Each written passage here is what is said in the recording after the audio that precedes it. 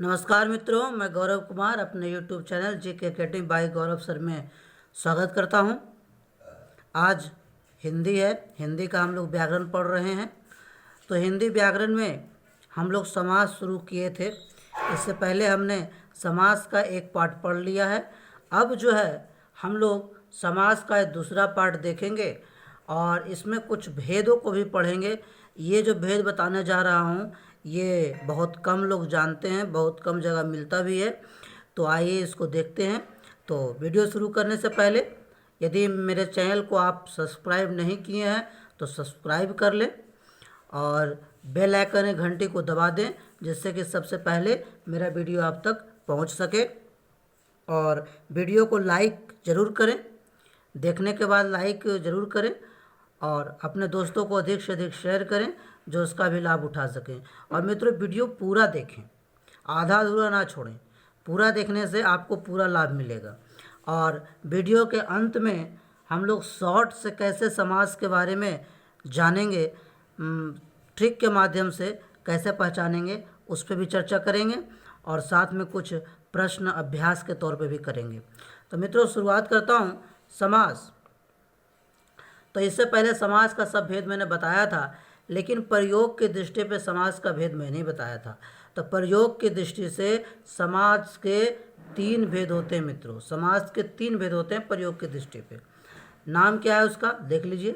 पहला है संयोग मूलक समास, आश्रय मूलक समास और वर्णन मूलक समास। तो ये प्रयोग की दृष्टि पे 3 भेद हैं। तो मैं इसलिए आपसे इसका चर्चा कर रहा हूँ क्योंकि कई एग्जाम में काफ़ी गहराई से क्वेश्चन पूछे जाते हैं, तो उसके लिए ये जानना आवश्यक है। तो संयोज मूलक समास, इसे द्वंद्व समास कहते हैं।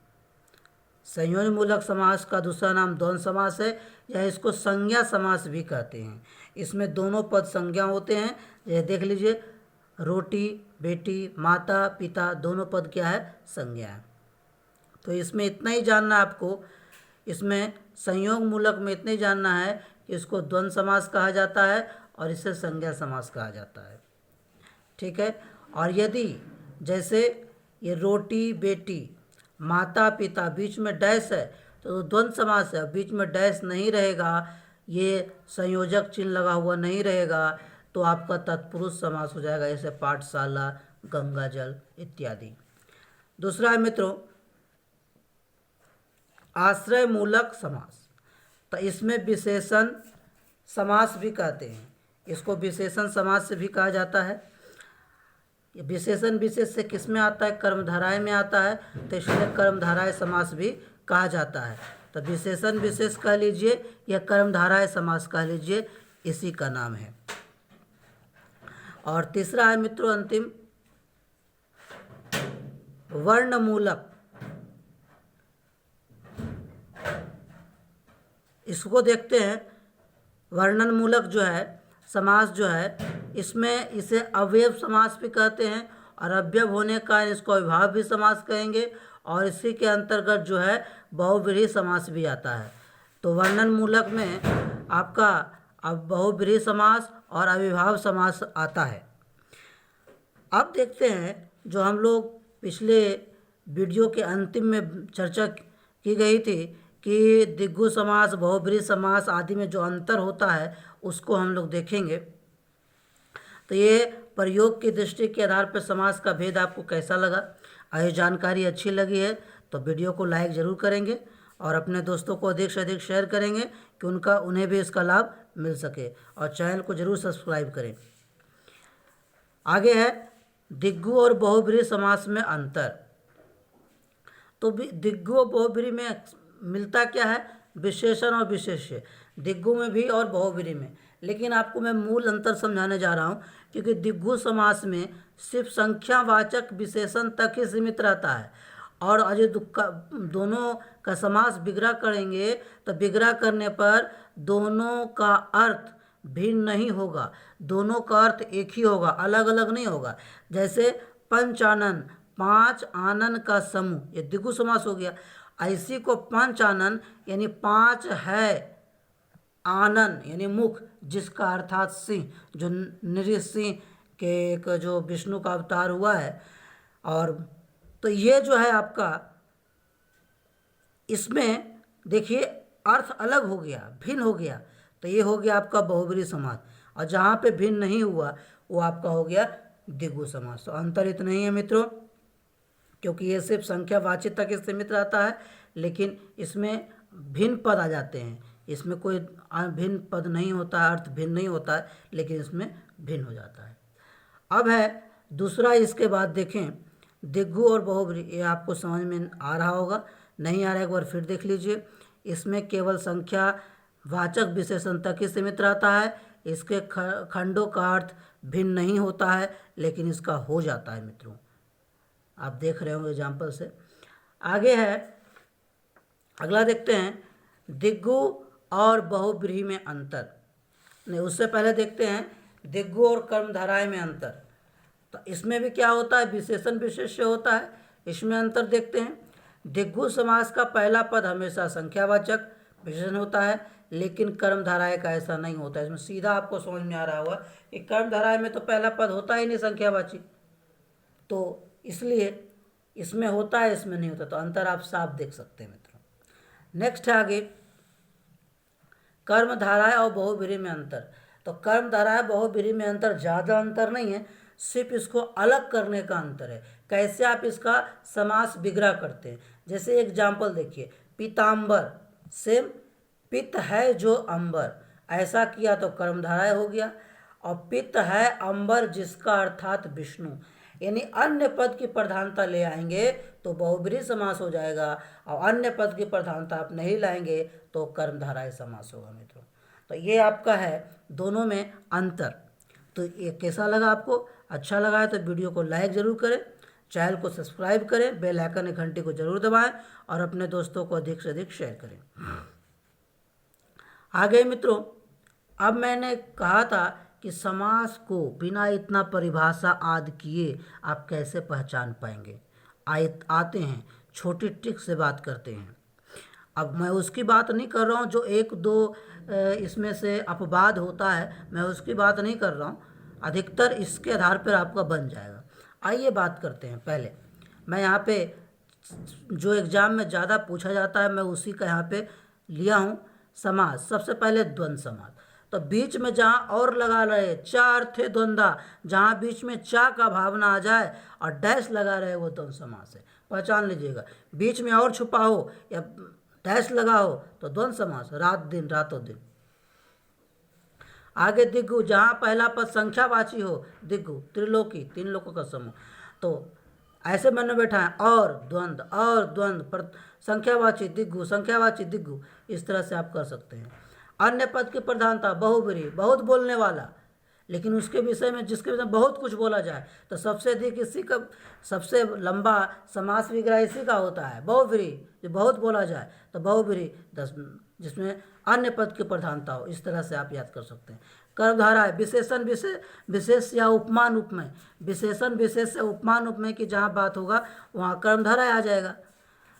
उसके बाद तत्पुरुष, जहाँ पे बीच में विभक्ति का लोप होता है, द्वितीया तृतीया चतुर्थी, चिड़ी को मारने वाला, जहाँ बीच में लोप रह जाए वो हो गया आपका तत्पुरुष समास। तो जहाँ विभक्ति का लोप तत्पुरुष, विभक्ति का लोप तत्पुरुष, विशेषण विशेष से कर्मधारय, अन्य पद की प्रधानता बहुब्रीहि, संख्यावाची द्विगु और या डैश द्वंद्व। इस तरह से आपका एक नए पूछता है तो नए का मतलब निषेध, ना, गैर, अन, यानी जो ना हो सके या निषेध शब्द, वो सब सारे हो नए समास। अविभाव, जिसमें पहला पद उपसर्ग लगा हो या तो पहला पद अव्यय हो। उपसर्ग मतलब सु, कु, अप, प्रति, ये सारे जो वर्ड लगे रहेंगे जो उपसर्ग है। इसके बाद मैं अगला टॉपिक उपसर्ग ही लाऊंगा समास पढ़ाने के बाद। तो उपसर्ग जो अव्यय रहे या उपसर्ग रहे तो वो भी अविभाव समास होगा। तो इस तरह से आप माइंड में बैठा के सारे समास कर सकते हैं। अब मित्रों, यहाँ पर मैं 5 समास दिया हूँ।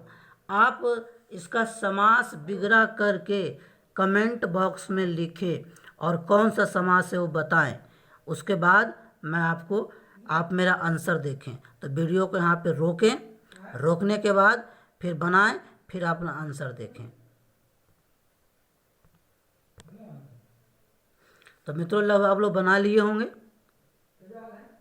रोककर चलिए अब हम लोग चर्चा करते हैं इस वीडियो, इसके पांच जो प्रश्न हैं इस पर चर्चा करते हैं। सबसे पहले है यथार्थ, तो इसका समास विग्रह क्या होगा? अर्थ के अनुसार। तो अर्थ के अनुसार अव्ययभाव समास मित्रों, अर्थ के अनुसार अव्ययभाव समास। दूसरा मुंह तोड़, मुंह को तोड़ने वाला, को हो गया तत्पुरुष समास। और तत्पुरुष में कौन? तो कर्म, कर्म कारक तत्पुरुष। चलिए धर्म अधर्म, तो धर्म या अधर्म, धर्म या अधर्म, या और क्या बताया था मित्रों? द्वंद्व, तो द्वंद्व हो गया। आगे सहस्त्रानंद, यानी सहस्त्र है आनंद जिसका, बहुब्रीहि समास। अब देखिए सहस्त्र है आनंद जिसका, बहुब्रीहि समास, और सहस्त्र आनंद वाला। तो यहाँ पर आप इसका क्या समास विग्रह के अनुसार आप समास यहाँ बदल सकता है, कर्मधारय भी हो सकता है और बहुब्रीहि भी हो सकता है। तो मैं करता हूँ सहस्त्र है आनंद जिसके, बहुब्रीहि समास। आगे है चतुर्वेदी, चतुर्वेद, चतुर्वेद का मतलब 4 वेदों का समूह, तो दिग्गु समास, संख्या पूर्वे दिग्गु समास। तो ये तो था मित्रों कि मैं ऑप्शन नहीं दिया था और इसको आपको बनाना था। अब जो है लगभग 10 क्वेश्चन हम लोग करेंगे जिसमें आपको ऑप्शन भी रहेगा, आपको बनाना है मित्रों। 10 क्वेश्चन है जो, चलिए मित्रों देखिए 10 प्रश्न हैं, इसमें ऑप्शन है। तो सबसे पहले आप इन 10 प्रश्नों को नोट कर वीडियो रोक करके बना लें, फिर मेरा उत्तर देखें और कमेंट जरूर करें कि आपने कितना प्रश्न सही किए हैं, जिससे मुझे भी ये अनुभव हो सके कि आप कितने अच्छे से समझ सके हैं। चलिए तो आप वीडियो को रोक के उसके बाद देख लें। गगनचुंबी, गगनचुंबी कौन सा समास है? यहाँ आपका है अविभाव समास, तत्पुरुष समास, कर्मधारय समास, बहुब्रीहि समास। क्या लगता है मित्रों आपको? चलिए ये आपका सही उत्तर है तत्पुरुष समास, आप लोग बना के जरूर देखें। आगे है प्रत्युपकार, तो प्रत्युपकार कौन समास होगा? अविभाव समास, तत्पुरुष समास, कर्मधारय समास, द्वंद्व समास। आपका उत्तर जो है वो लगाए मित्रों। अब इसका सही उत्तर है आपका अविभाव समास। नेक्स्ट है मित्रों, देखिए अगला है प्रत्यांग, तो कौन समास होगा? द्वंद्व, दिग्गु, कर्मधारय, अविभाव। अपना उत्तर लगाएं। सही उत्तर है इसका मित्रों अविभाव समास। प्रत्यक्ष, प्रत्यक्ष, द्वंद्व, बहुब्रीहि, दिग्गु, इनमें से कोई नहीं। कौन सा होगा मित्रों? सही उत्तर है इनमें से कोई नहीं, क्योंकि यह अविभाव समास है। आगे है रोगग्रस्त, तत्पुरुष, दिग्गु, कर्मधारय, बहुब्रीहि। उत्तर लगाएं। तो सही उत्तर है तत्पुरुष। मुंह मांगा, देखें कर्म तत्पुरुष, करण तत्पुरुष, बहुब्रीहि, इनमें से कोई नहीं। लगाएं अपना उत्तर। सही उत्तर बी। नेक्स्ट आम्रवृक्ष, कर्मधारय, बहुब्रीहि, दिग्गु, इनमें से कोई नहीं। सही उत्तर कर्मधारय। अगला है मित्रों 8 नंबर, 4 हैं भुजाएं जिसकी, ये इसका समस्त पद पूछेगा आपसे। समस्त पद क्या होगा? बहुब्रीहि, दिग्गु, द्वंद्व, इनमें से कोई नहीं। सही उत्तर बहुब्रीहि। अगला है मित्रों त्रिगुण का समास विग्रह होगा मित्रों। ऑप्शन आपका है 3 गुण वाला, त्रिगुण वाला, 3 गुणों वाला, 3 गुणों का समूह, इनमें से कोई नहीं। अपना उत्तर लगाएं मित्रों। सही उत्तर बी। 10वां प्रश्न अंतिम, दिक् है अंबर जिसका, दिक है अंबर जिसका का समस्त पद होगा मित्रों। दिगंबर, दिगंबर, दिगंबर, इनमें से कोई नहीं। सही उत्तर मित्रों दिगंबर। तो यहाँ पर हमने 10 प्रश्न किए और 5 प्रश्न 15 अभ्यास प्रश्न किए हैं।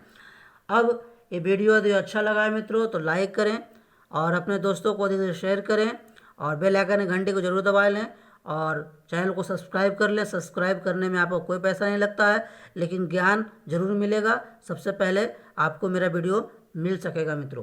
तो आज ये समास हम पढ़े हैं। यदि और अभ्यास प्रश्न चाहिए तो कमेंट करें, एक अभ्यास प्रश्न और लेकर आऊँगा। और अगला टॉपिक जो रहेगा व्याकरण का उपसर्ग रहेगा, क्योंकि ये उपसर्ग इसमें अविभाव समास में आता है। तो आज की वीडियो यहीं तक मित्रों। धन्यवाद।